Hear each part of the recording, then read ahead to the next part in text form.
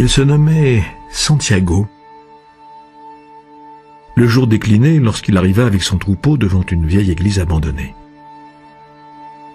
Le toit s'était écroulé depuis bien longtemps et un énorme sycomore avait grandi à l'emplacement où se trouvait autrefois la sacristie. Il décida de passer la nuit dans cet endroit. Il fit entrer toutes ses brebis par la porte en ruine et disposa quelques planches de façon à les empêcher de s'échapper au cours de la nuit. Il n'y avait pas de loup dans la région, mais une fois, une bête s'était enfuie et il avait dû perdre toute la journée du lendemain à chercher la brebis égarée. Il étendit sa cape sur le sol et s'allongea, en se servant comme oreiller du livre qu'il venait de terminer. Avant de s'endormir, il pensa qu'il devrait maintenant lire des ouvrages plus volumineux. Il mettrait ainsi plus de temps à les finir et ce seraient des oreillers plus confortables pour la nuit. Il faisait encore sombre quand il s'éveilla. Il regarda au-dessus de lui et vit scintiller les étoiles au travers du toit à moitié effondré. J'aurais bien aimé dormir un peu plus longtemps. Il avait fait le même rêve que la semaine précédente, et de nouveau s'était réveillé avant la fin. Il se leva et but une gorgée de vin, puis il se saisit de sa houlette et se mit à réveiller les brebis qui dormaient encore.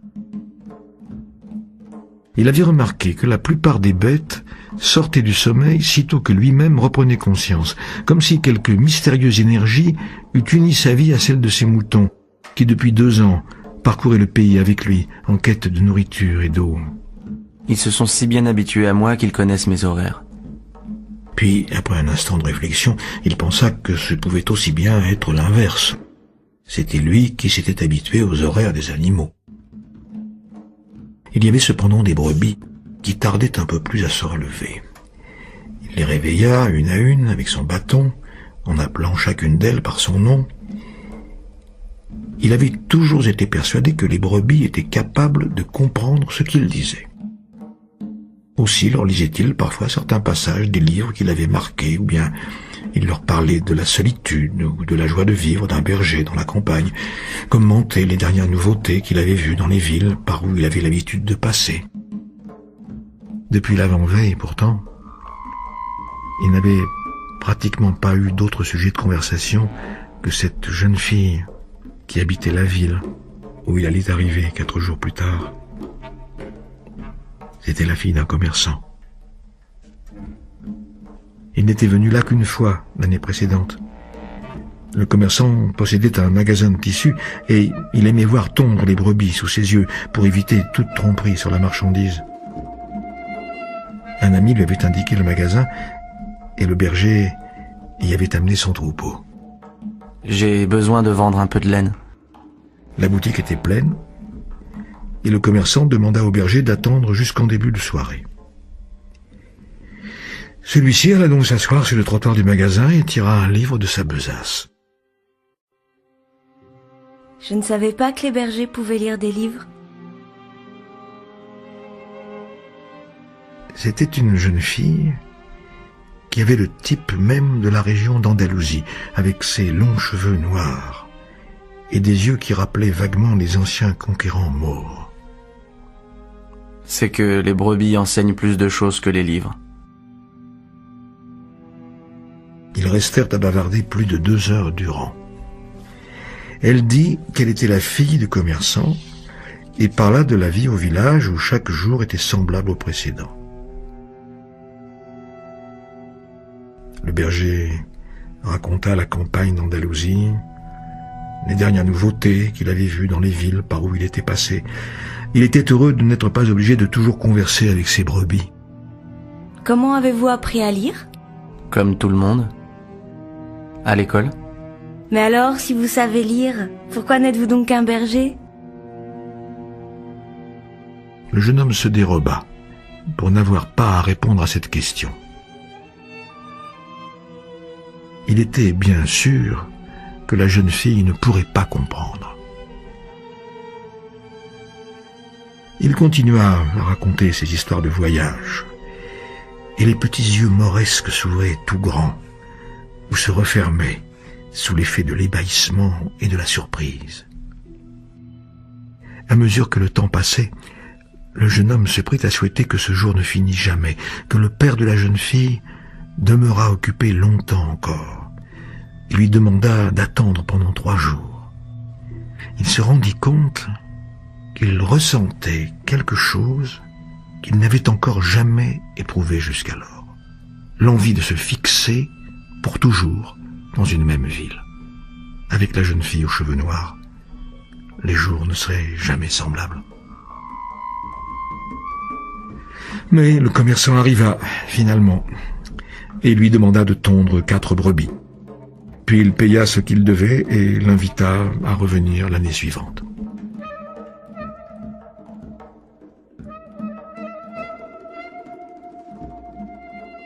Il ne manquait plus maintenant que 4 jours pour arriver dans cette même bourgade.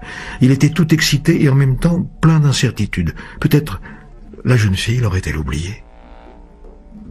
Il ne manquait pas de bergers qui passaient par là pour vendre de la laine.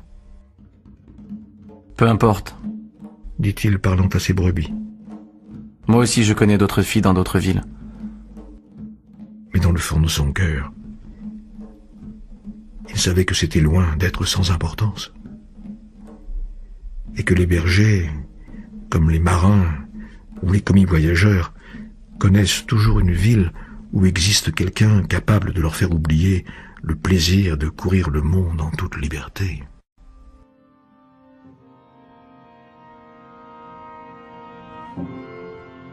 Alors que paraissaient les premières lueurs de l'aube, le berger commença à faire avancer ses moutons dans la direction du soleil levant. Ils n'ont jamais besoin de prendre une décision. C'est peut-être pour cette raison qu'ils restent toujours auprès de moi. Le seul besoin qu'éprouvaient les moutons, c'était celui d'eau et de nourriture. Et tant que leur berger connaîtrait les meilleurs pâturages d'Andalousie, ils seraient toujours ses amis. Même si tous les jours étaient semblables les uns aux autres, faits de longues heures qui se traînaient entre le lever et le coucher du soleil, même s'ils n'avaient jamais lu le moindre livre au cours de leur brève existence et ignoraient la langue des hommes qui racontaient ce qui se passait dans les villages. Ils se contentaient de nourriture et d'eau, et c'était en effet bien suffisant. En échange, ils offraient généreusement leur laine, leur compagnie, et de temps en temps, leur viande. Si d'un moment à l'autre, je me transformais en monstre et me mettais à les tuer un à un, ils ne commenceraient à comprendre qu'une fois le troupeau déjà presque tout entier exterminé. Parce qu'ils ont confiance en moi, qu'ils ont cessé de se fier à leurs propres instincts. Tout cela parce que c'est moi qui les mène au pâturage. Le jeune homme commença à se surprendre de ses propres pensées, à les trouver bizarres.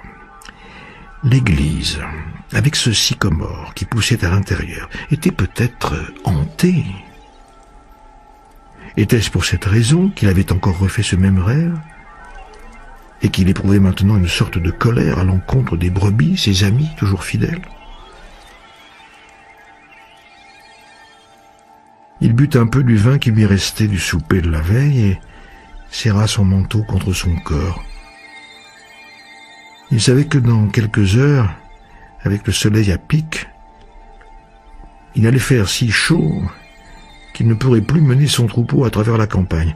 À cette heure-là, en été, toute l'Espagne dormait. La chaleur durait jusqu'à la nuit, et pendant tout ce temps, il lui faudrait transporter son manteau avec lui. Malgré tout, quand il avait envie de se plaindre de cette charge, il se souvenait que, grâce à cette charge, précisément, il n'avait pas ressenti le froid du petit matin. Nous devons toujours être prêts à affronter les surprises du temps. Et il acceptait avec gratitude le poids de son manteau. Celui-ci avait donc sa raison d'être, comme le jeune homme lui-même. Au bout de 2 années passées à parcourir les plaines de l'Andalousie, il connaissait par cœur toutes les villes de la région, et c'était là ce qui donnait un sens à sa vie, voyager. Il avait l'intention, cette fois-ci, d'expliquer à la jeune fille pourquoi un simple berger peut savoir lire. Jusqu'à l'âge de 16 ans, il avait fréquenté le séminaire. Ses parents auraient voulu faire de lui un prêtre, motif de fierté pour une humble famille paysanne qui travaillait tout juste pour la nourriture et l'eau comme ses moutons. Il avait étudié le latin, l'espagnol, la théologie, mais depuis sa petite enfance, il rêvait de connaître le monde. Et c'était là quelque chose de bien plus important que de connaître Dieu ou les péchés des hommes. Un beau soir, en allant voir sa famille, il s'était armé de courage et avait dit à son père qu'il ne voulait pas être curé. Il voulait voyager. Des hommes venus du monde entier sont déjà passés par ce village, mon fils. Ils viennent ici chercher des choses nouvelles. Mais il reste toujours les mêmes hommes. Ils vont jusqu'à la colline pour visiter le château et trouvent que le passé valait mieux que le présent. Ils ont les cheveux clairs ou le teint foncé, mais sont semblables aux hommes de notre village. Mais moi, je ne connais pas les châteaux des pays d'où viennent ces hommes. Ces hommes, quand ils voient nos champs et nos femmes, disent qu'ils aimeraient vivre ici pour toujours. Je veux connaître les femmes et les terres d'où ils viennent. Dit alors le fils. Car eux ne restent jamais parmi nous. Mais ces hommes ont de l'argent plein leur poche. Chez nous, seuls les bergers peuvent voir du pays. Alors je serai berger. Le père n'ajouta rien de plus. Le lendemain, il donna à son fils une bourse qui contenait 3 vieilles pièces d'or espagnoles. Je les ai trouvées un jour dans un champ. Dans mon idée, elles devaient aller à l'église, à l'occasion de ton ordination. Achète-toi un troupeau et va courir le monde jusqu'au jour où tu apprendras que notre château est le plus digne d'intérêt et nos femmes les plus belles. Et il lui donna sa bénédiction. Le garçon, dans les yeux de son père, lut aussi l'envie de courir le monde. Une envie qui vivait toujours, en dépit des dizaines d'années au cours desquelles il avait essayé de la faire passer en demeurant dans le même lieu pour y dormir chaque nuit, y boire et y manger. L'horizon se teinta de rouge, puis le soleil apparut. Le jeune homme se souvint de la conversation avec son père et se sentit heureux. Il avait déjà connu bien des châteaux et bien des femmes, mais aucune ne pouvait égaler celle qu'il attendait à 2 jours de là. Il possédait un manteau, un livre, qu'il pourrait échanger contre un autre, un troupeau de moutons. Le plus important toutefois, c'était que chaque jour, il réalisait le grand rêve de sa vie, voyager. Quand il serait fatigué des campagnes d'Andalousie, il pourrait vendre ses moutons et devenir marin. Quand il en aurait assez de la mer, il aurait connu des quantités de villes, des quantités de femmes, des quantités d'occasions d'être heureux. Comment peut-on aller chercher Dieu au séminaire ? Se demanda-t-il, tout en regardant naître le soleil. Chaque fois que c'était possible, il tâchait de trouver un nouvel itinéraire. Il n'était jamais venu jusqu'à cette église, alors qu'il était pourtant passé par là tant de fois. Le monde était grand, inépuisable, et s'il laissait ses moutons le guider, ne serait-ce qu'un peu de temps, il finirait par découvrir encore bien des choses pleines d'intérêt.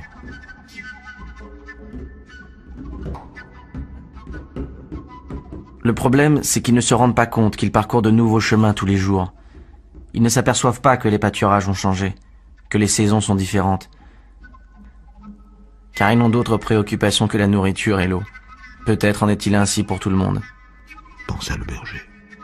Même pour moi, qui n'ai plus d'autres femmes en tête, depuis que j'ai rencontré la fille de ce commerçant. Il regarda le ciel. D'après ses calculs, il serait à Tarifa avant l'heure du déjeuner.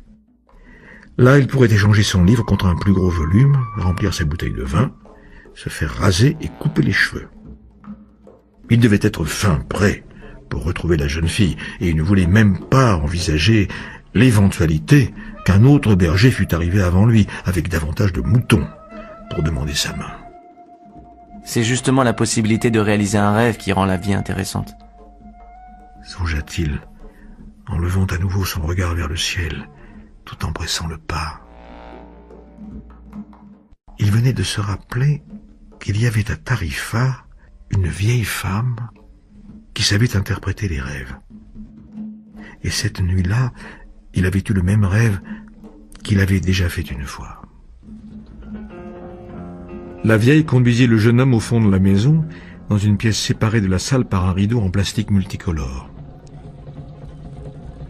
Il y avait là une table, une image du Sacré-Cœur de Jésus et 2 chaises. La vieille s'assit et le pria d'en faire autant, puis elle prit entre les siennes les 2 mains du garçon et se mit à briller tout. Cela ressemblait à une prière gitane. Il avait déjà croisé bien des gitans sur son chemin. Ces gens-là voyageaient, eux aussi. Mais ils ne s'occupaient pas de moutons. Le bruit courait qu'un gitan, c'était quelqu'un qui passait son temps à tromper le monde. On disait aussi qu'ils avaient un pacte avec le démon, qu'ils enlevaient des enfants pour faire de leurs esclaves dans leur mystérieux campement. Quand il était tout petit, le jeune berger avait toujours été terrifié à l'idée d'être enlevé par les gitans, et cette peur d'autrefois lui revint tandis que la vieille lui tenait les mains. Mais il y a ici une image du Sacré-Cœur de Jésus, pensa-t-il, en essayant de se rassurer. Il ne voulait pas que sa main se mît à trembler et que la vieille s'aperçût de sa frayeur. En silence, il récita un Notre Père. Intéressant, dit la vieille, sans quitter des yeux la main du garçon. Et à nouveau, elle se tut. Celui-ci se sentait de plus en plus nerveux. Ses mains se mirent à trembler malgré lui. Et la vieille le remarqua. Il les retira très vite. Je ne suis pas venu ici pour les lignes de la main, dit-il, regrettant maintenant d'être entré dans cette maison. Un instant, il pensa qu'il ferait mieux de payer la consultation et de s'en aller sans rien savoir. Il accordait sans doute bien trop d'importance à un rêve qui s'était répété. Tu es venu m'interroger sur les songes, et les songes sont le langage de Dieu. Quand Dieu parle le langage du monde, je peux en faire l'interprétation, mais s'il parle le langage de ton âme, alors il n'y a que toi qui puisses comprendre. De toute façon, il va falloir me payer la consultation. Encore une astuce. Malgré tout, il décida de prendre le risque. Un berger est toujours exposé au danger des loups ou de la sécheresse, et c'est bien ce qui rend plus excitant le métier de berger. J'ai fait 2 fois de suite le même rêve. Je me trouvais avec mes brebis sur un pâturage, et voilà qu'apparaissait un enfant qui se mettait à jouer avec les bêtes. Je n'aime pas beaucoup qu'on vienne s'amuser avec mes brebis. Elles ont un peu peur des gens qu'elles ne connaissent pas. Mais les enfants, eux, arrivent toujours à s'amuser avec elles, sans qu'elles prennent peur. J'ignore pourquoi, je ne sais pas comment les animaux peuvent savoir l'âge des êtres humains. Retourne à ton rêve. J'ai une marmite au feu, et d'ailleurs tu n'as pas beaucoup d'argent, tu ne vas pas me prendre tout mon temps. L'enfant continuait à jouer avec les brebis pendant un moment, et tout d'un coup, il me prenait par la main et me conduisait jusqu'aux pyramides d'Égypte. Il marqua un temps d'arrêt pour voir si la vieille savait ce qu'étaient les pyramides d'Égypte. Mais celle-ci resta muette. Alors, devant les pyramides d'Égypte, il prononça ces mots très distinctement pour que la vieille pût bien comprendre. Le gosse me disait, si tu viens jusqu'ici, tu trouveras un trésor caché. Et au moment où il allait me montrer l'endroit exact, je me suis réveillé, les 2 fois. La vieille demeura sans rien dire pendant quelques instants. Ensuite, elle reprit les mains du jeune homme, qu'elle étudia attentivement. Je ne vais rien te faire payer maintenant. Mais je veux la 10e partie du trésor si jamais tu le trouves. Le jeune homme se mit à rire, un rire de contentement. Ainsi, il allait conserver le peu d'argent qu'il possédait grâce à un songe où il était question de trésors cachés. Cette vieille bonne femme devait vraiment être une gitane. Les gitans sont bêtes. Eh bien, comment interprétez-vous ce rêve? Avant, il faut jurer. Jure-moi que tu me donneras la 10e partie de ton trésor en échange de ce que je te dirai. Il jura. La vieille lui demanda de répéter le serment avec les yeux fixés sur l'image du Sacré-Cœur de Jésus. C'est un songe de langage du monde. Je peux l'interpréter, mais c'est une interprétation très difficile. Il me semble donc que je mérite bien ma part sur ce que tu trouveras. Et l'interprétation est celle-ci. Tu dois aller jusqu'aux pyramides d'Égypte. Je n'en avais jamais entendu parler, mais si c'est un enfant qui te les a montrées, c'est qu'elles existent en effet. Là-bas, tu trouveras un trésor qui fera de toi un homme riche. Le jeune homme fut d'abord surpris, puis irrité. Il n'avait pas besoin de venir trouver cette bonne femme pour si peu. Mais en fin de compte, il se rappela qu'il n'avait rien à payer, Si c'était pour ça, je n'avais pas besoin de perdre mon temps. dit-il. Tu vois, je t'avais bien dit que ton rêve était difficile à interpréter. Les choses simples sont les plus extraordinaires. Et seuls les savants parviennent à les voir. Comme je n'en suis pas un, il faut bien que je connaisse d'autres arts. Lire dans les mains, par exemple. Et comment vais-je faire pour aller jusqu'en Égypte? Je ne fais qu'interpréter les songes. Il n'est pas dans mon pouvoir de les transformer en réalité. C'est pour cette raison que je dois vivre de ce que me donnent mes filles. Et si je n'arrive pas jusqu'en Égypte? Eh bien, je ne serai pas payé. Ce ne sera pas la première fois. Et la vieille n'ajouta rien. Elle demanda au jeune homme de s'en aller, car il lui avait fait déjà perdre beaucoup de temps. Le berger s'en alla, déçu, et bien décidé à ne plus jamais croire aux songes. Il se rappela qu'il avait diverses choses à faire. Il alla donc chercher de quoi manger, échangea son livre contre un autre, plus gros, et s'en fut s'asseoir sur un banc de la place pour y goûter à loisir le vin nouveau qu'il avait acheté. C'était une journée chaude, et le vin, par un de ces mystères insondables comme il y en a, parvenait à le rafraîchir un peu. Ses moutons se trouvaient à l'entrée de la ville, dans l'étable d'un nouvel ami qu'il s'était fait.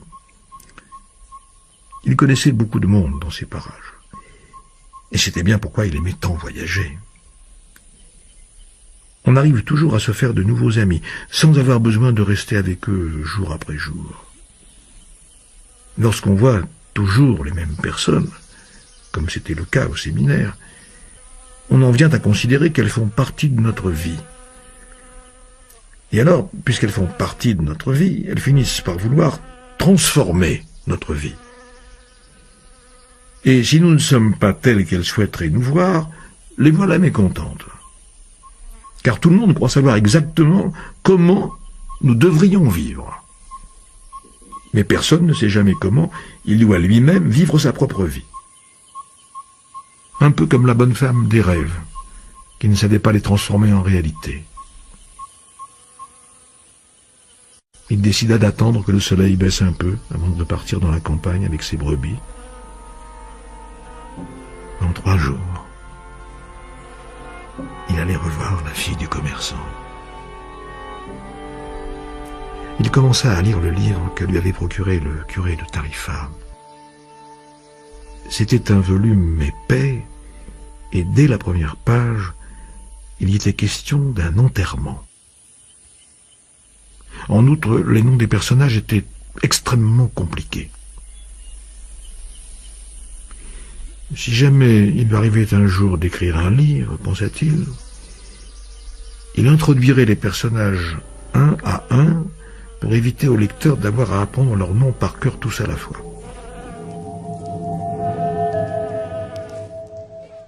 Alors qu'il arrivait à se concentrer un peu sur sa lecture, et c'était bien agréable, car il y avait un enterrement dans la neige, ce qui lui donnait une sensation de fraîcheur sous ce soleil brûlant.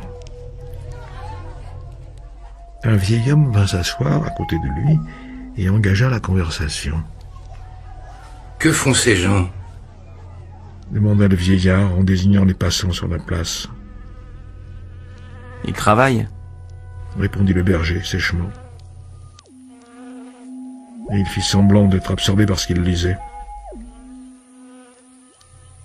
En réalité, il songeait qu'il allait tondre ses brebis devant la fille du commerçant et qu'elle serait à même de constater qu'il pouvait faire des choses bien intéressantes. Il avait déjà imaginé cette scène des dizaines de fois. Et toujours, il voyait la jeune fille s'émerveiller quand il commençait à lui expliquer que les moutons doivent être tondus de l'arrière vers l'avant. Il tâchait aussi de se rappeler quelques bonnes histoires à lui raconter tout en tondant les bêtes.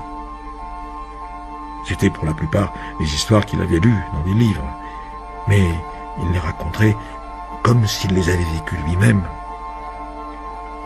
Elle ne saurait jamais la différence puisqu'elle ne savait pas lire dans les livres.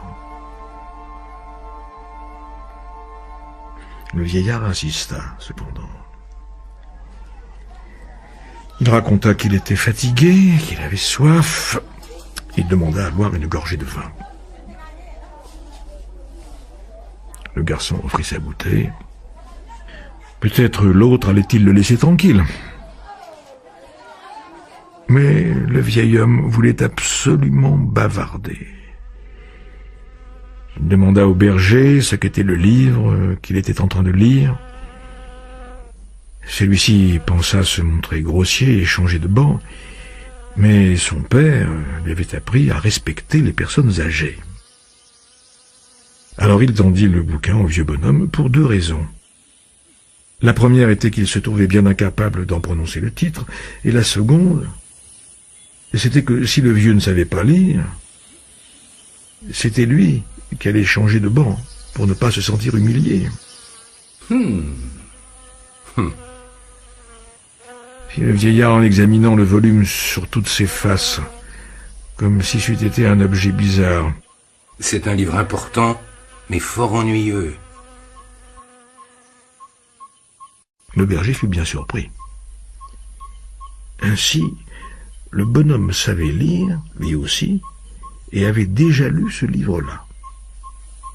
Et si c'était un ouvrage ennuyeux, comme il l'affirmait, il était encore temps de le changer pour un autre. C'est un livre qui parle de la même chose que presque tous les livres, de l'incapacité des gens à choisir leur propre destin. Et pour finir, il laisse croire à la plus grande imposture du monde. Et quelle est donc la plus grande imposture du monde? La voici. À un moment donné de notre existence, nous perdons la maîtrise de notre vie qui se trouve dès lors gouvernée par le destin. C'est là qu'est la plus grande imposture du monde. Pour moi, cela ne s'est pas passé de cette façon. On voulait faire de moi un prêtre et j'ai décidé d'être berger. C'est mieux ainsi, dit le vieillard. Parce que tu aimes voyager. Il a deviné mes pensées. Pendant ce temps, le vieux feuilletait le gros livre, sans la moindre intention de le rendre. Le berger remarqua qu'il était habillé d'étrange façon. Il avait l'air d'un arabe, ce qui n'était pas si extraordinaire dans la région. L'Afrique se trouvait à quelques heures seulement de Tarifa. Il n'y avait qu'à traverser le petit détroit en bateau.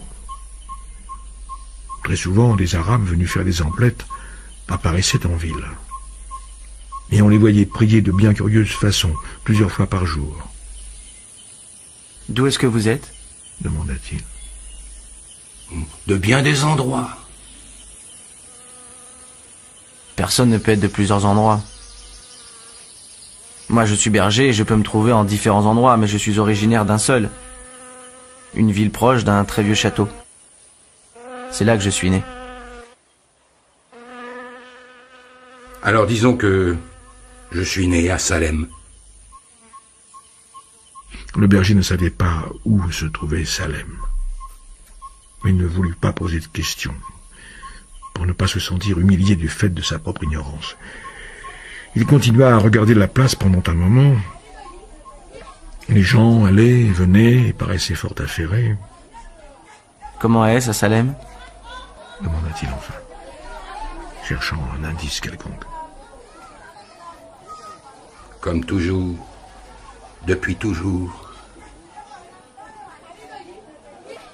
Ce n'était pas vraiment un indice. Du moins savait-il que Salem n'était pas en Andalousie. Sinon, il reconnut cette ville. Et qu'est-ce que vous faites à Salem? Ce que je fais à Salem? Pour la première fois, le vieillard éclata d'un grand rire. Mais je suis le roi de Salem. Quelle question! Les gens disent de bien drôles de choses.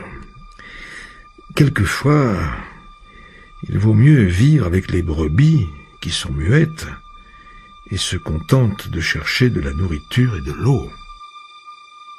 Ou alors avec les livres, qui racontent des histoires incroyables, quand on a envie d'en entendre.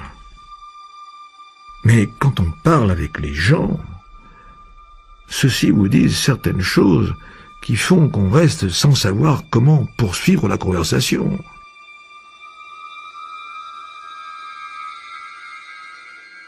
Je m'appelle Melchisédek, dit le vieil homme. Combien as-tu de moutons? Ce qu'il faut. Répondit le berger. Le vieux voulait en savoir un peu trop sur sa vie. Alors, nous avons un problème. Je ne peux pas t'aider tant que tu penses savoir ce qu'il te faut de moutons. Le garçon commença à éprouver un certain agacement. Il ne demandait aucune aide. C'était le vieux qui lui avait demandé du vin, qui avait voulu bavarder, qui s'était intéressé à son livre. Rendez-moi ce livre. Il faut que j'aille chercher mes moutons et que je continue ma route. Donne-moi 1 sur 10. Et je t'apprendrai comment faire pour parvenir jusqu'au trésor caché.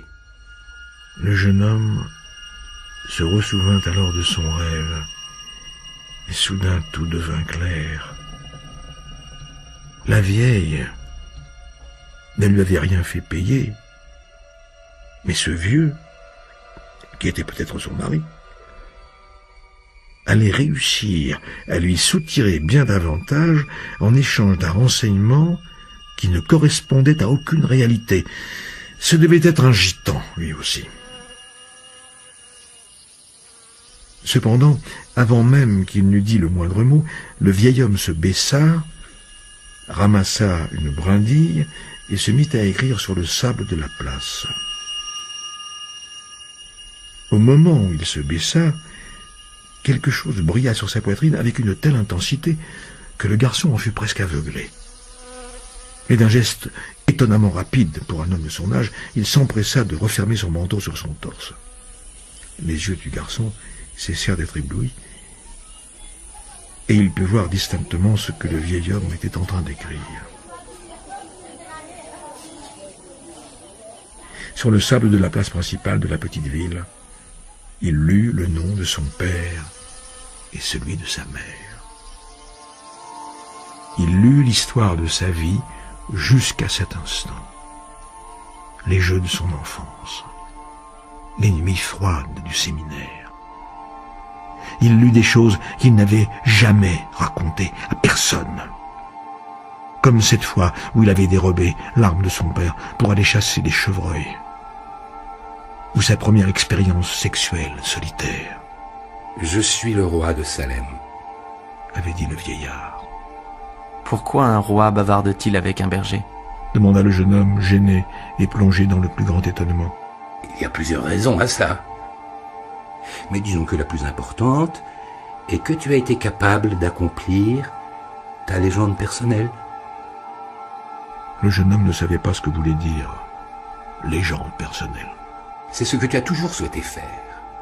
Chacun de nous, en sa prime jeunesse, sait quelle est sa légende personnelle. À cette époque de la vie, tout est clair, tout est possible. Il n'en a pas peur de rêver et de souhaiter tout ce qu'on aimerait faire de sa vie. Cependant, à mesure que le temps s'écoule, une force mystérieuse commence à essayer de prouver qu'il est impossible de réaliser sa légende personnelle.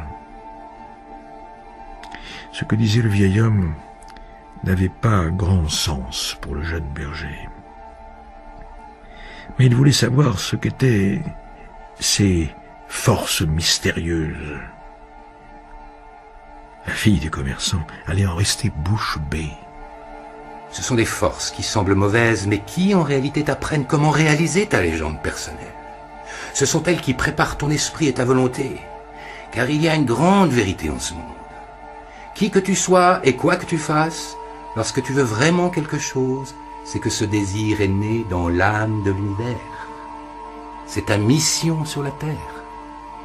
Même si l'on a seulement envie de voyager? Ou bien d'épouser la fille d'un négociant en tissu?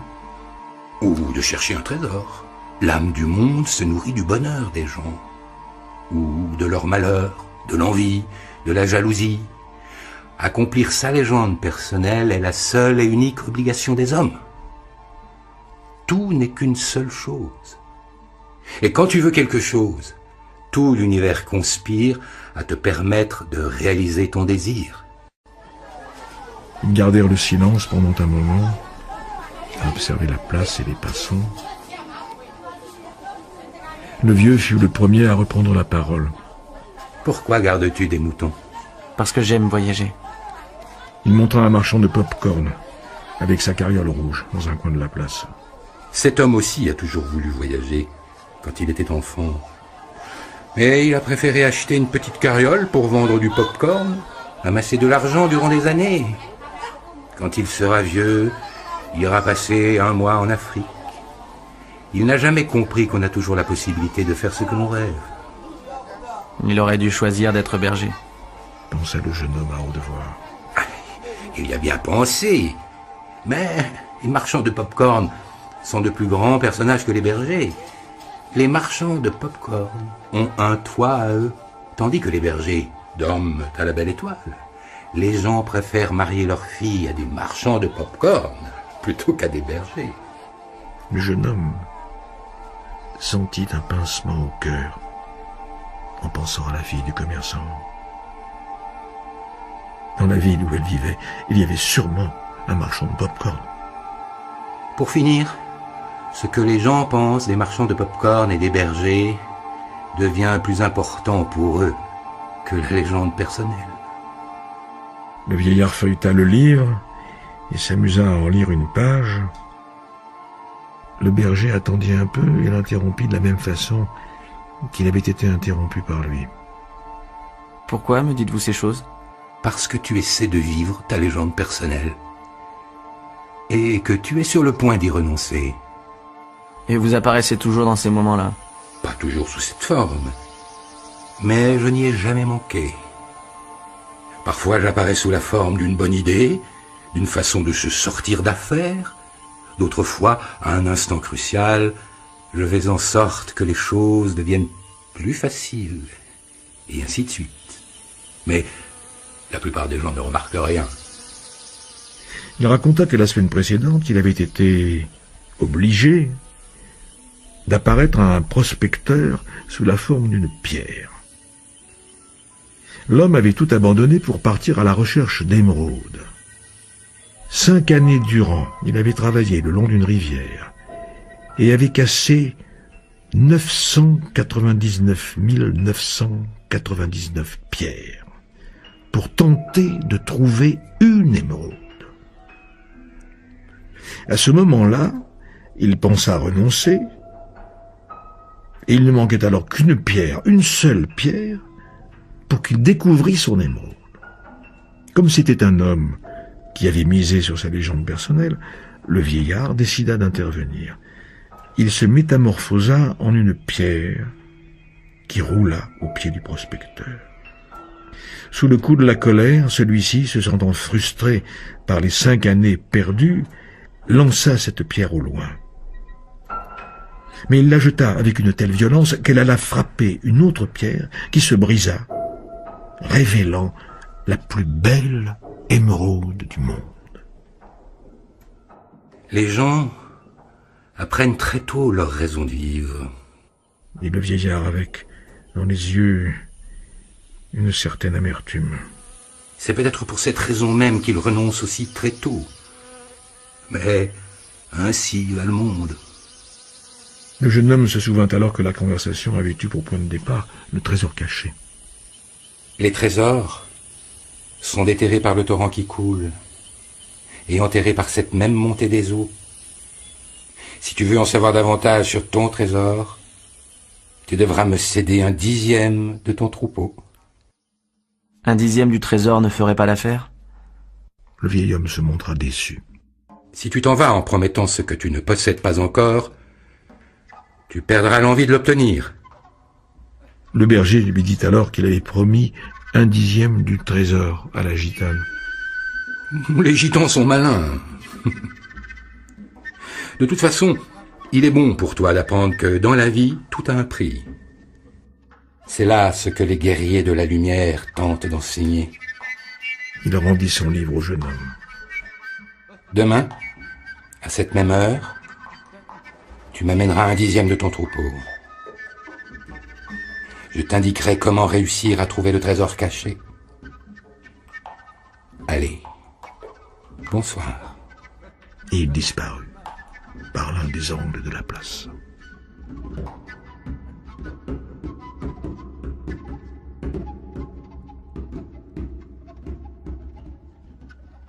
Le jeune homme essaya de reprendre sa lecture, mais n'arriva plus à se concentrer. Il était excité, tendu, car il savait que le vieillard disait vrai. Il alla trouver le marchand ambulant et lui acheta un sac de pop-corn, tout en se demandant s'il devait ou non lui raconter ce qu'avait dit le vieil homme. Il vaut parfois mieux laisser les choses comme elles sont, pensa-t-il. Et il ne dit rien. S'il avait parlé, le marchand aurait passé 3 jours à réfléchir pour savoir s'il allait tout laisser là, mais il était déjà bien habitué à sa petite carriole. Il pouvait lui épargner cette incertitude douloureuse. Il commença à errer par la ville et descendit jusqu'au port. Il y avait là un petit bâtiment avec une sorte de fenêtre à laquelle les gens venaient acheter des billets. L'Égypte, cela se trouvait en Afrique. Vous désirez? Demain peut-être. Répondit-il en s'éloignant. En vendant une seule de ses brebis, il pourrait passer de l'autre côté du détroit. Cette idée l'effrayait. Encore un rêveur. Il n'a pas de quoi payer son voyage. Alors qu'il était devant le guichet, il avait pensé à ses brebis. Et il eut peur d'aller les retrouver.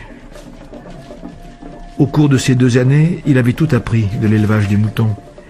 Il savait tondre, prendre soin des brebis pleines, protéger son troupeau contre les loups.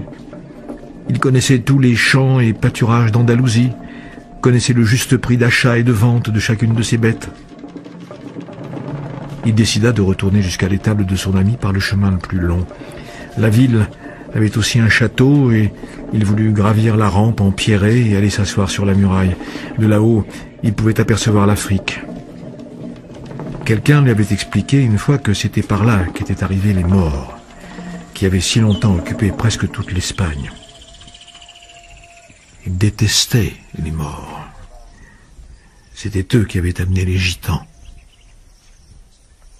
D'en haut, il pouvait également voir la majeure partie de la ville, y compris la place, où il avait bavardé avec le vieux bonhomme. Maudite soit l'heure où j'ai rencontré ce vieux, pensait-il.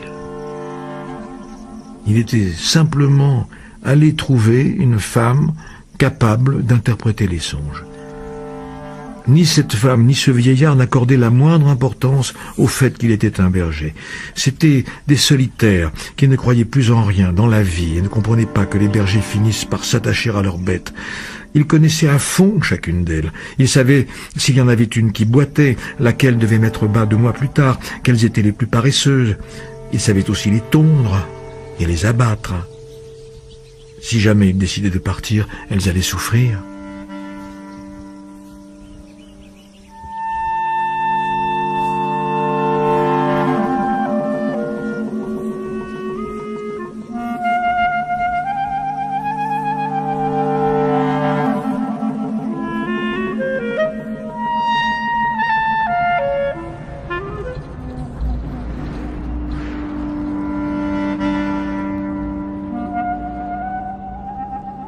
Le vent se mit à souffler. Ce vent, il le connaissait. On l'appelait le levant. Car c'était avec ce vent-là qu'étaient venues les hordes des infidèles. Avant de connaître Tarifa, il n'avait jamais imaginé que l'Afrique fût si proche. Ce qui constituait un grave danger, les morts pouvaient à nouveau envahir le pays. Le levant se mit à souffler plus fort. Me voici entre mes brebis et le trésor, pensait-il. Il devait se décider, choisir entre quelque chose à quoi il s'était habitué et quelque chose qu'il aimerait bien avoir. Et il y avait aussi la fille du commerçant. Mais elle n'avait pas la même importance que les brebis, car elle ne dépendait pas de lui. La certitude lui vint que si elle ne le revoyait pas, le surlendemain, la jeune fille n'y prendrait même pas garde. Pour elle, tous les jours étaient semblables. Et quand tous les jours sont ainsi semblables les uns aux autres, c'est que les gens ont cessé de s'apercevoir des bonnes choses qui se présentent dans leur vie, tant que le soleil traverse le ciel. J'ai quitté mon père, ma mère, le château de la ville où je suis né. Ils s'y sont faits, et je m'y suis fait. Les brebis aussi se feront bien à mon absence. De là où il observa la place, le marchand ambulant continuait à vendre son pop-corn. Un jeune couple vint s'asseoir sur le banc où il était resté à bavarder avec le vieil homme, et ils échangèrent un long baiser. Le marchand de pop-corn, murmura-t-il pour lui-même sans terminer la phrase. Car le levant s'était mis à souffler plus fort et il le sentit sur son visage. Il amenait les morts, sans doute, mais il apportait aussi l'odeur du désert et des femmes voilées. Il apportait la sueur et les songes des hommes qui étaient un jour partis en quête de l'inconnu, en quête d'or, d'aventure et de pyramides. Le jeune homme se prit à envier la liberté du vent et comprit qu'il pourrait être comme lui. Rien ne l'en empêchait, sinon lui-même. Les brebis, la fille du commerçant, les champs d'Andalousie, ce n'étaient que les étapes de sa légende personnelle.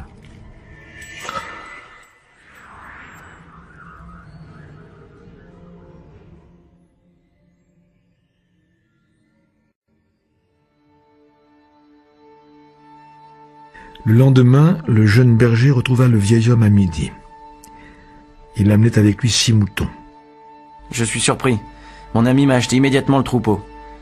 Il avait toute sa vie rêvé d'être berger, m'a-t-il dit. Et donc, c'était bon signe. Il en va toujours ainsi. Nous appelons cela le principe favorable. Si tu joues aux cartes pour la première fois, tu vas gagner à coup sûr. La chance du débutant. Et pourquoi cela ? Parce que la vie veut que tu vives ta légende personnelle. Puis il se mit à examiner les 6 moutons et s'aperçut que l'un d'eux boitait. Le garçon lui expliqua que c'était sans importance car c'était la bête la plus intelligente et qu'elle donnait beaucoup de laine. Où se trouve le trésor ? Le trésor est en Égypte, près des pyramides. Il eut un sursaut. La vieille lui avait dit la même chose, mais elle ne s'était pas fait payer. Pour arriver jusqu'au trésor, il faudra que tu sois attentif aux signes. Dieu a écrit dans le monde le chemin que chacun de nous doit suivre. Il n'y a qu'à lire ce qu'il a écrit pour toi. Avant que le jeune homme ait pu dire quelque chose, un phalène prit son vol entre le vieillard et lui. Il se souvint de son grand-père. Celui-ci lui avait dit, quand il était enfant, que les phalènes étaient signes de chance, de même que les grillons, les sauterelles vertes, les petits lézards gris et les trèfles à 4 feuilles. C'est cela qui pouvait lire dans ses pensées. Tout à fait comme ton grand-père t'a appris. Ce sont là les signes.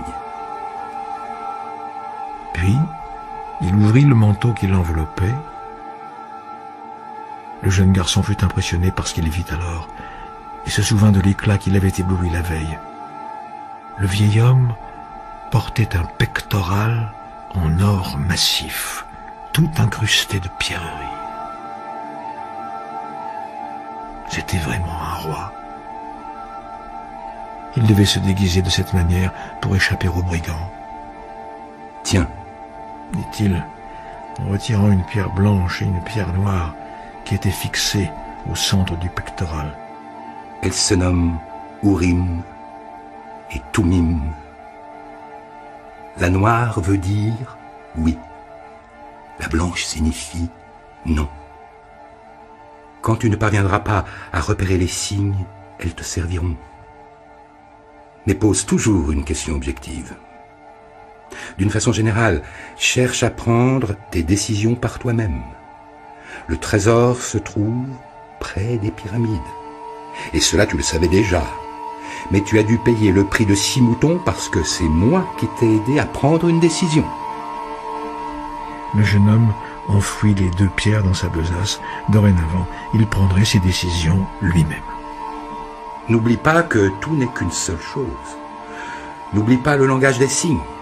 Et surtout, n'oublie pas d'aller jusqu'au bout de ta légende personnelle. Auparavant, toutefois, j'aimerais te conter une petite histoire.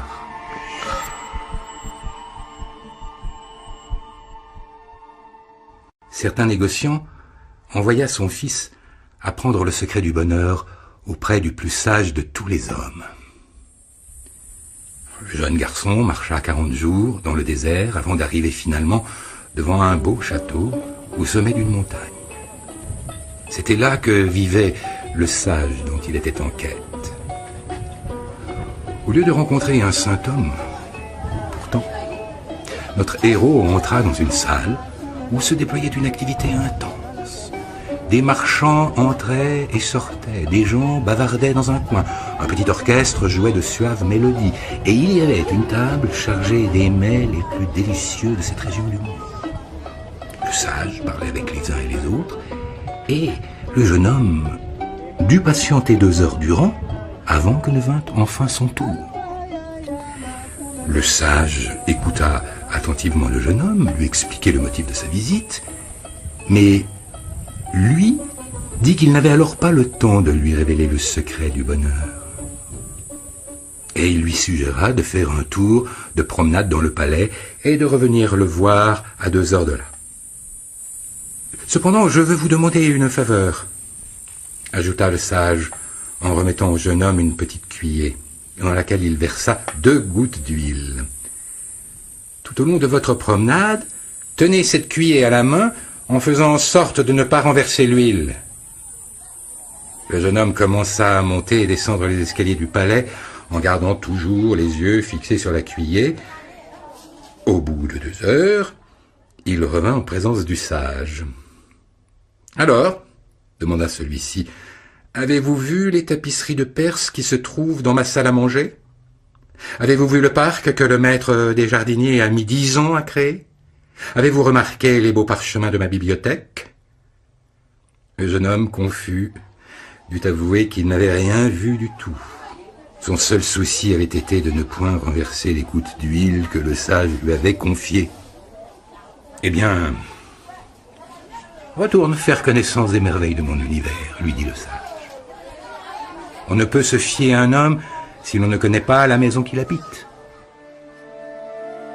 Plus rassuré, maintenant, le jeune homme prit la cuiller et retourna se promener dans le palais en prêtant attention cette fois à toutes les œuvres d'art qui étaient accrochées au mur et au plafond. Il vit les jardins, les montagnes alentour, la délicatesse des fleurs, le raffinement avec lequel chacune des œuvres d'art était disposée à la place qui convenait. De retour auprès du sage, il relata de façon détaillée tout ce qu'il avait vu. « Mais où sont les 2 gouttes d'huile que je t'avais confiées ?» demanda le sage. Le jeune homme, regardant alors la cuiller, constata qu'il les avait renversées. « Eh bien, dit alors le sage des sages, c'est là le seul conseil que j'ai à te donner.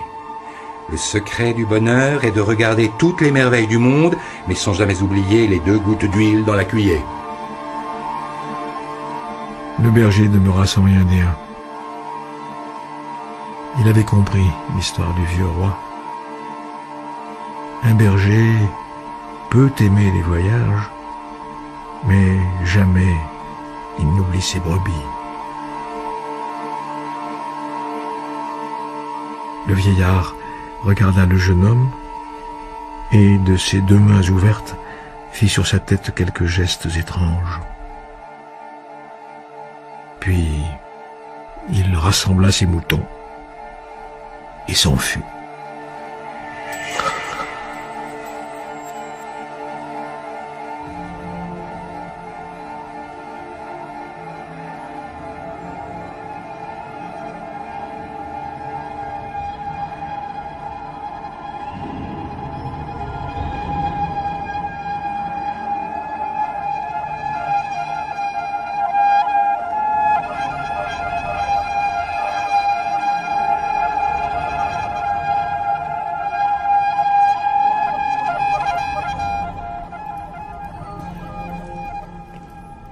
Surplombant la petite ville de Tarifa existe une vieille forteresse jadis construite par les morts, et qui s'assied sur ses murailles peut voir de là une place, un marchand de pop-corn et un morceau de l'Afrique.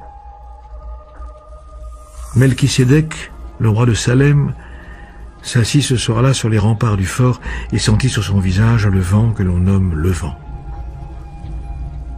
Les brebis, près de lui, ne cessaient de s'agiter, inquiètes, troublée par le changement de maître et tous ces bouleversements. Tout ce qu'elle désirait, c'était seulement de quoi manger et boire. Melchisédek observa le petit bateau qui s'éloignait du port. Jamais il ne reverrait le jeune berger, de même qu'il n'avait jamais revu Abraham, après lui avoir fait payer sa dîme.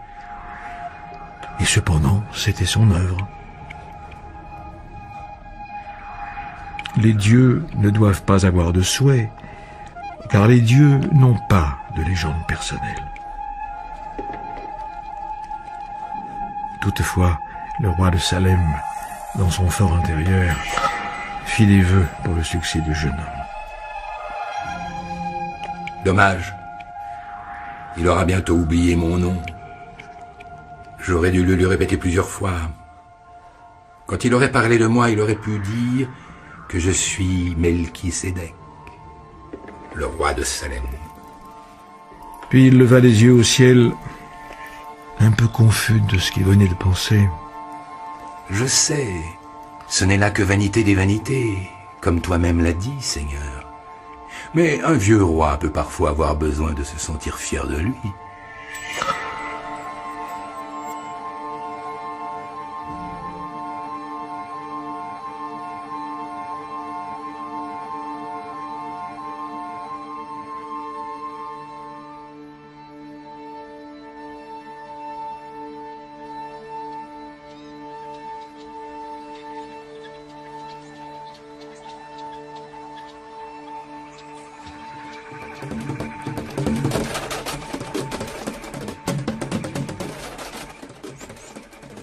Quel étrange pays que l'Afrique, pensa le jeune homme. Il était assis dans une sorte de café, identique à d'autres cafés qu'il avait pu voir en parcourant les ruelles étroites de la ville. Des hommes fumaient une pipe géante qu'ils se passaient de bouche en bouche.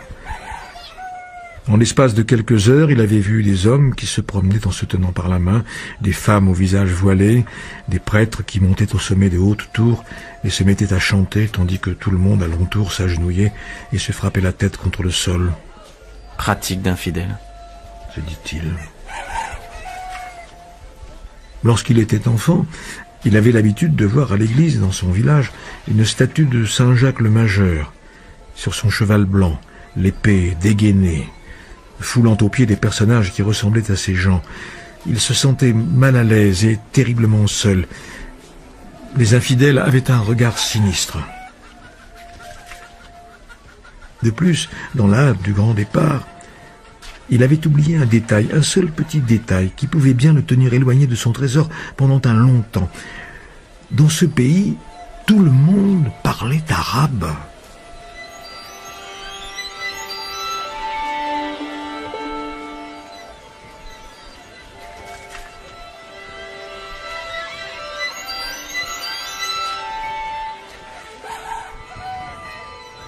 Le patron du café s'approcha et il lui désigna du doigt une boisson qu'il avait vue servir à une autre table.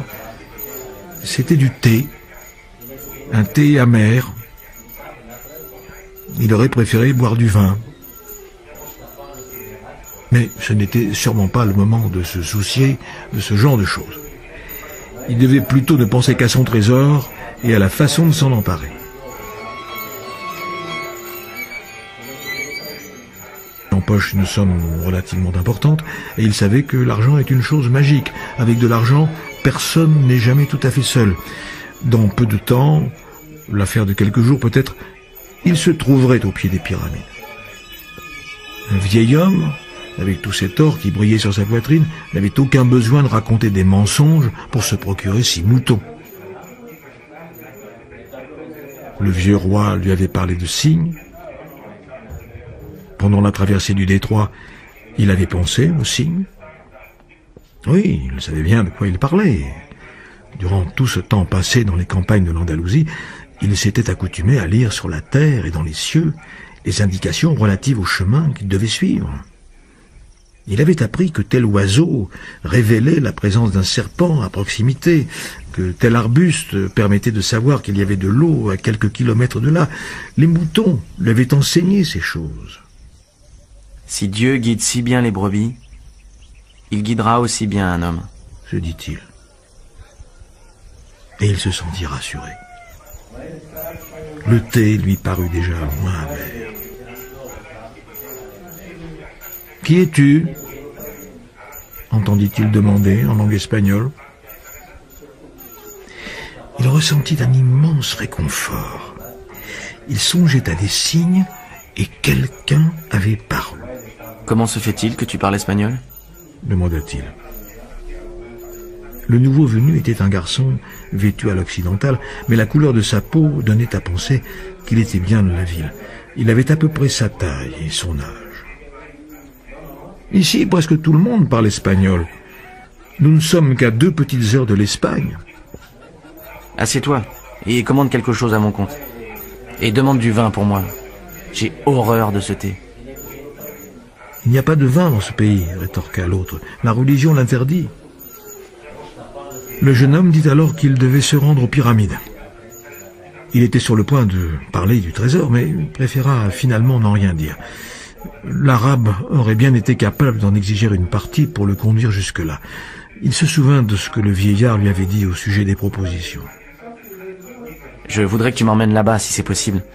Je peux te payer comme guide. Tu as une idée de la façon d'aller jusque là-bas ? Il remarqua alors que le patron du café se trouvait à proximité en train d'écouter attentivement la conversation. Sa présence le gênait quelque peu. Mais il avait rencontré un guide et il n'allait pas perdre cette occasion. « Il faut traverser tout le désert du Sahara, » dit le nouveau venu. « Et pour cela, il faut de l'argent. Je veux d'abord savoir si tu en as suffisamment. » Le jeune homme trouva la question bien curieuse. Mais il avait confiance dans le vieil homme et celui-ci lui avait dit que lorsqu'on veut vraiment quelque chose, Tout l'univers conspire en votre faveur. Il retira son argent de sa poche et le montra à son nouveau compagnon.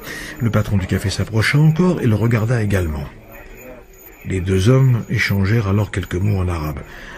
Le patron semblait être en colère. « Allons-nous-en, dit le jeune garçon. Il ne veut pas que nous restions ici. » Le jeune homme se sentit plus tranquille. Il se leva pour payer ce qu'il devait, mais le patron le prit par le bras et se mit à débiter un long discours, sans pause.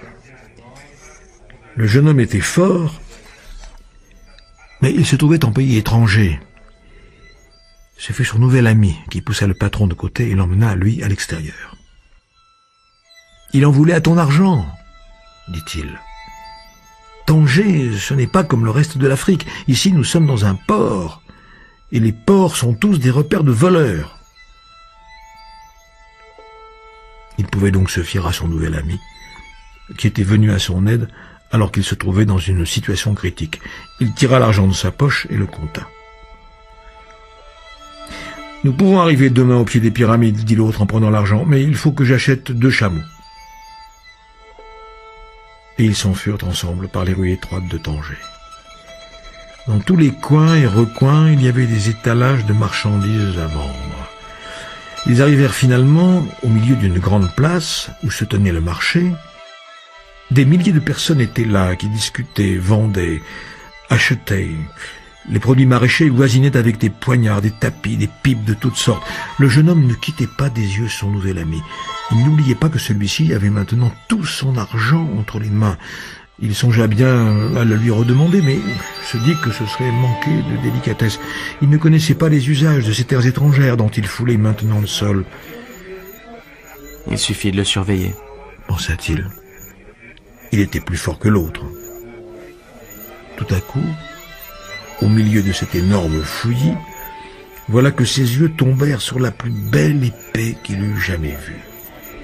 Le fourreau était en argent, la poignée noire, incrustée de pierres précieuses. Il se fit la promesse qu'à son retour d'Égypte, il achèterait cette épée. « Demande donc au marchand combien elle coûte, » dit-il à son compagnon. Mais il s'aperçut qu'il avait eu 2 secondes de distraction, tandis qu'il contemplait l'arme. Son cœur se serra comme si sa poitrine avait subitement rétréci. Il eut peur de regarder de côté, sachant bien ce qu'il attendait. Il resta les yeux fixés un moment sur la belle épée, puis, s'armant finalement de courage, il se retourna. Tout autour de lui, le marché, les gens qui allaient et venaient, criaient, achetaient les tapis, les noisettes, les salades à côté des plateaux de cuivre, les hommes qui se tenaient par la main dans la rue, les femmes voilées, les parfums de mets exotiques, mais nulle part, absolument nulle part, la silhouette de son compagnon. Il voulut encore essayer de croire qu'il s'était perdu de vue par hasard. Il décida de rester sur place en espérant que l'autre allait revenir. Un moment après, un type monta dans l'une de ces fameuses tours et commença à chanter. Tous ceux qui étaient là s'agenouillèrent, frappèrent le sol de leur front et se mirent à chanter à leur tour. Ensuite, comme une colonie de fourmis au travail, ils démontèrent leur baraque et s'en allèrent. Le soleil, de même, disparut. Le jeune homme le regarda pendant un long moment, jusqu'à ce qu'il fût caché derrière les maisons blanches qui entouraient la place. Il songea que, lorsque ce même soleil s'était levé ce matin-là, il se trouvait, lui, sur un autre continent. Il était berger, possédait 60 moutons et avait rendez-vous avec une jeune fille. Le matin, il savait tout ce qui devait arriver tandis qu'il marcherait à travers la campagne. Et pourtant, maintenant que le soleil se couchait, il se trouvait dans un pays différent, étranger sur une terre étrangère, où il ne pouvait pas même comprendre la langue que les gens parlaient. Il n'était plus berger et n'avait plus rien à lui, pas même l'argent nécessaire pour revenir sur ses pas et tout recommencer. Tout cela entre le lever et le coucher du même soleil, se dit-il. Et il s'apitoya sur lui-même. en pensant que parfois les choses changent dans la vie en l'espace d'un simple cri, avant même qu'on ait le temps de s'habituer à ces choses. Il avait honte de pleurer. Jamais il n'avait pleuré devant ses propres brebis. Mais la place du marché était vide et il était loin de sa patrie. Il pleura.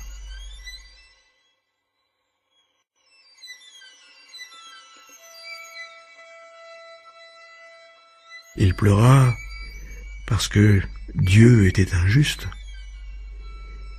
et qu'il récompensait de cette façon les gens qui croyaient à leurs propres rêves.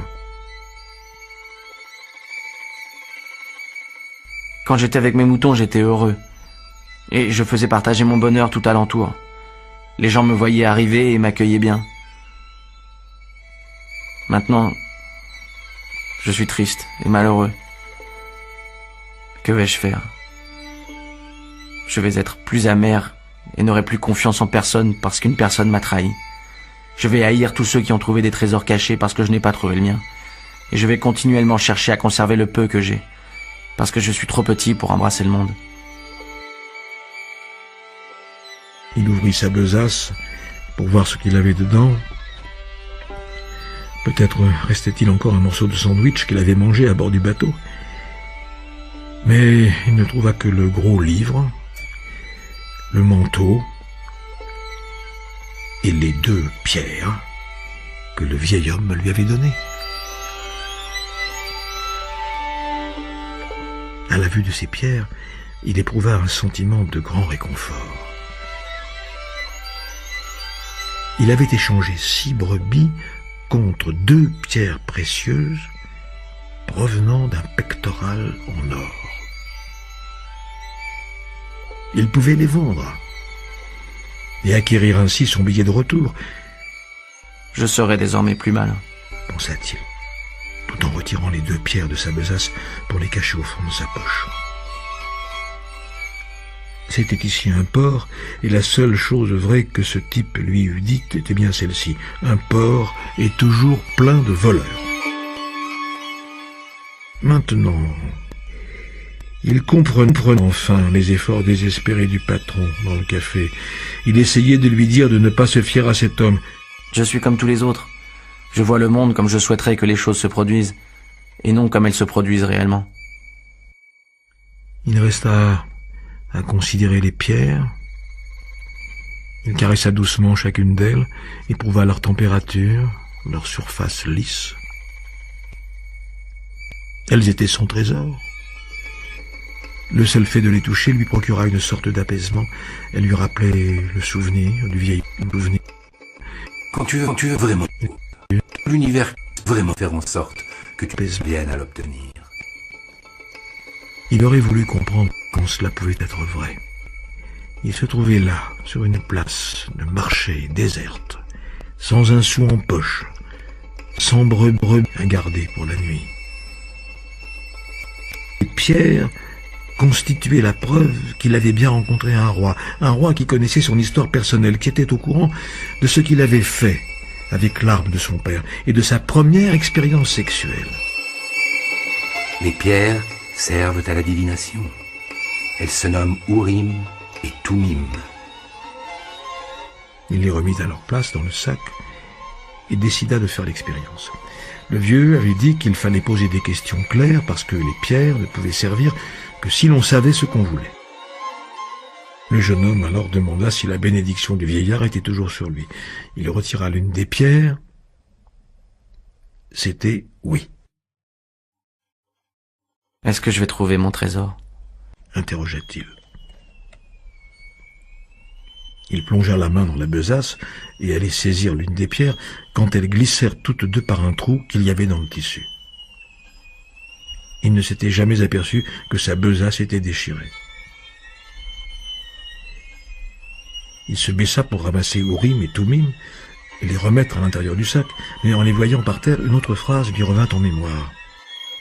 Apprends à respecter et à suivre les signes, avait également dit le vieux roi. Un signe. Le jeune homme se mit à rire tout seul. Puis il ramassa les 2 pierres et les remit dans sa besace. Il n'avait pas l'intention de la recoudre. Les pierres pourraient s'échapper par ce trou quand elles voudraient. Il avait compris qu'il y a certaines choses qu'on ne doit pas demander, pour ne pas échapper à son propre destin. J'ai promis de prendre mes propres décisions, dit-il en lui-même. Mais les pierres avaient dit que le vieillard était toujours à ses côtés, et cette réponse lui redonna confiance. Il considéra de nouveau le marché désert, et ne ressentit plus le désespoir qu'il avait éprouvé auparavant. Ce n'était plus un monde étranger, c'était un monde nouveau.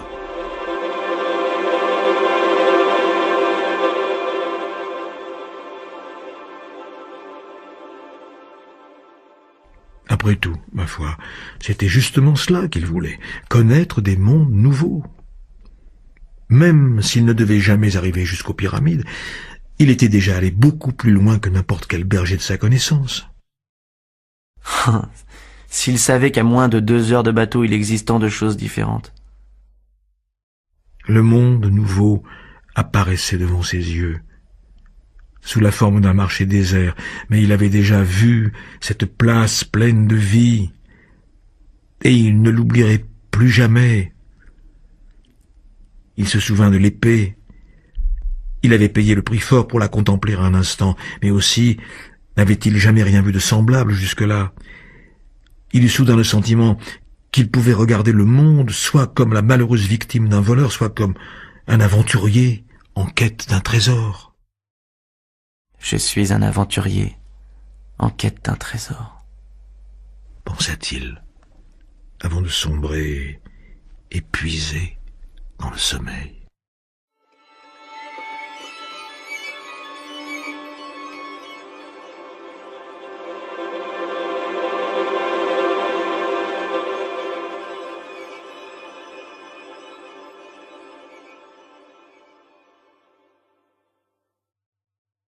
Il se réveilla en sentant quelqu'un le secouer par l'épaule. Il avait dormi en plein milieu de la place du marché, qui allait maintenant reprendre son animation. Il regarda autour de lui, cherchant ses moutons, et se rendit compte qu'il était maintenant dans un autre monde. Au lieu d'en éprouver de la tristesse, il se sentit heureux. Il n'avait plus à partir en quête d'eau et de nourriture, et il pouvait se lancer à la recherche d'un trésor. Il n'avait pas un sou en poche, mais il avait foi en la vie. Il avait choisi, la veille au soir, d'être un aventurier semblable aux personnages des livres qu'il avait l'habitude de lire. Il se mit à se promener sans hâte sur la place. Les marchands commencèrent à monter leur baraque. Il aida un homme qui vendait des sucreries à installer la sienne. Il y avait sur le visage de cet homme-là un sourire qui n'était pas comme les autres. Il était plein d'allégresse, ouvert à la vie, prêt à attaquer une bonne journée de travail. C'était un sourire qui, d'une certaine façon, rappelait le vieillard, ce vieux roi mystérieux dont il avait fait la connaissance. Ce marchand ne fabrique pas de friandises parce qu'il voudrait voyager ou épouser la fille d'un commerçant. Non. Il confectionne des sucreries parce qu'il aime ce métier. Pensa le jeune homme. Et il pensa qu'il était capable de faire comme le vieillard. Savoir si quelqu'un est proche ou éloigné de sa légende personnelle, rien qu'en regardant cette personne. C'est facile. Et je ne m'en étais jamais encore aperçu. Quand ils eurent fini d'installer la baraque, le bonhomme lui offrit la première pâtisserie qu'il venait de préparer. Il la mangea avec grand plaisir, remercia et se mit en route. Alors qu'il était déjà à quelque distance, il se fit la réflexion que la baraque avait été montée par 2 personnes, dont l'une parlait arabe et l'autre parlait espagnol. Et cependant, ces 2 personnes s'étaient parfaitement entendues. Il existe un langage qui est au-delà des mots. J'avais déjà eu cette expérience avec les brebis. Voici maintenant que je fais la même avec les hommes.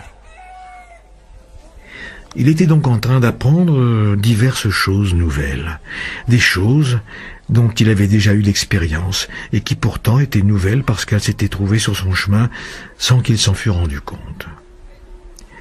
Et cela parce qu'il avait l'habitude de ces choses. Si je peux apprendre à déchiffrer ce langage qui se passe des mots, je parviendrai à déchiffrer le monde. Tout est une seule et unique chose, avait dit le vieil homme. Il décida de flâner tout tranquillement dans les petites rues de Tanger. C'était seulement de cette façon qu'il réussirait à percevoir les signes. Cela exigeait sans doute une bonne dose de patience, mais la patience est la première vertu qu'apprend un berger. Une fois encore, il comprit qu'il mettait en pratique dans ce monde étranger les mêmes leçons que lui avaient enseignées ses brebis. Tout est une seule et unique chose, avait dit le vieil homme.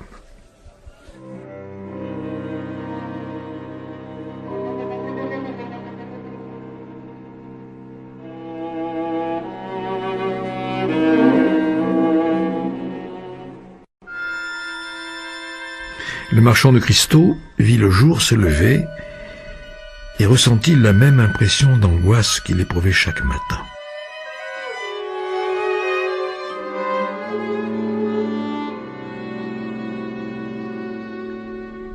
Il était depuis près de 30 ans dans ce même endroit. Une boutique située au sommet d'une rue en pente où il était bien rare que passât un client. Maintenant, il était trop tard pour changer quoi que ce fût. Tout ce qu'il avait appris au cours de sa vie, c'était acheter et vendre des cristaux.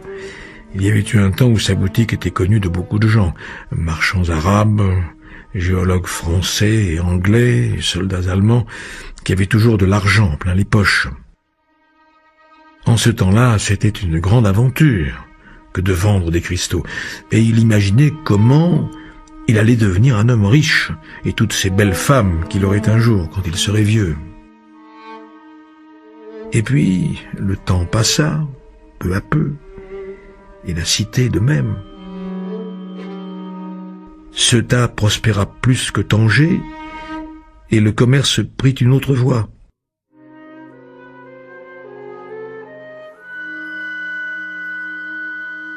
Les voisins partirent s'installer ailleurs et il ne resta bientôt plus que quelques rares boutiques dans la montée.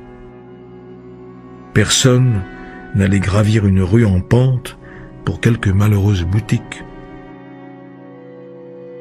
Mais le marchand de cristaux n'avait pas le choix. Il avait passé 30 ans de sa vie à acheter et vendre des objets de cristal et il était maintenant trop tard pour s'engager dans une nouvelle direction. Toute la matinée, il resta à observer les allées et venues, peu nombreuses, dans la petite rue. C'était ce qu'il faisait depuis des années, et il connaissait les habitudes de chacun des passants. Alors qu'il manquait à peine quelques minutes avant l'heure du déjeuner, un jeune étranger s'arrêta devant la vitrine. Il était habillé comme tout le monde, mais l'œil expérimenté du marchand de cristaux lui permit de deviner qu'il n'avait pas d'argent. Malgré tout, il décida de rentrer dans sa boutique et d'attendre quelques minutes que le jeune homme s'en allât. Il y avait à la porte un écriteau indiquant qu'on parlait là plusieurs langues. Le jeune homme vit apparaître quelqu'un derrière le comptoir. Si vous voulez, je peux nettoyer ces vases. Dans l'état où ils sont, personne ne voudra jamais les acheter. Le commerçant le regarda sans rien dire. En échange, vous me payez quelque chose à manger. D'accord ? L'homme restait muet. Il comprit que c'était à lui de prendre une décision. Dans sa besace, il y avait le manteau et il n'en aurait plus besoin dans le désert. Il le sortit et se mit à nettoyer les vases. Durant une demi-heure, il put nettoyer tous les cristaux qui se trouvaient en vitrine. Pendant ce laps de temps, 2 clients entrèrent qui en achetèrent plusieurs. Lorsqu'il eut fini de tout nettoyer, il demanda au propriétaire de lui donner quelque chose à manger. « Allons déjeuner !» Il accrocha une pancarte à la porte et ils allèrent jusqu'à un tout petit bar en haut de la montée. fois qu'ils furent assis à l'unique table existante, le marchand de cristaux dit en souriant: « Ce n'était pas la peine de nettoyer quoi que ce soit. La loi coranique oblige à donner à manger à quiconque a faim. » Mais alors, pourquoi m'avez-vous laissé faire ce travail?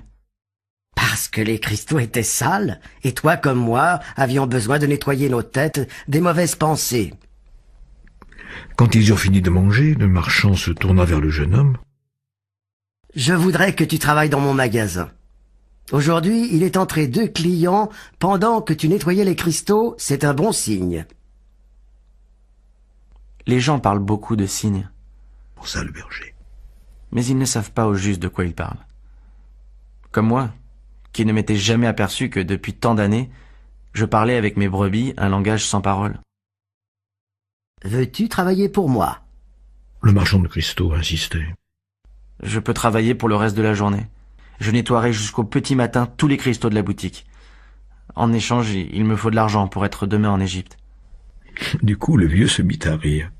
« Même si tu nettoyais mes cristaux pendant toute une année, même si tu gagnais une bonne commission sur la vente de chacun d'entre eux, il te faudrait encore emprunter de l'argent pour aller jusqu'en Égypte. Il y a des milliers de kilomètres de désert entre Tanger et les pyramides. » Il y eut alors un intervalle de silence tel que la ville parut soudain s'être endormie. Il n'y avait plus de bazar. C'en était fini des discussions entre marchands, des hommes qui montaient dans les minarets et qui chantaient, des belles épées à la poignée tout incrustées, fini de l'espérance et de l'aventure, des vieux rois et des légendes personnelles, plus de trésors, plus de pyramides. C'était comme si le monde tout entier était devenu muet parce que l'âme du jeune garçon faisait silence. Il n'y avait ni douleur, ni souffrance, ni déception, simplement un regard vide qui traversait la petite porte du bar et une immense envie de mourir, de tout voir finir pour toujours à cette minute même. Le marchand le regarda, ébahi. C'était comme si toute l'allégresse qu'il avait pu voir ce matin-là s'était subitement envolée. « Je peux te donner de l'argent pour que tu retournes dans ton pays, mon fils. » Le jeune homme resta silencieux. Puis il se leva, rajusta ses vêtements et ramassa sa besace. « Je vais travailler chez vous, » dit-il. Et après un autre silence prolongé, il ajouta pour finir: « Il me faut de l'argent pour acheter quelques moutons. »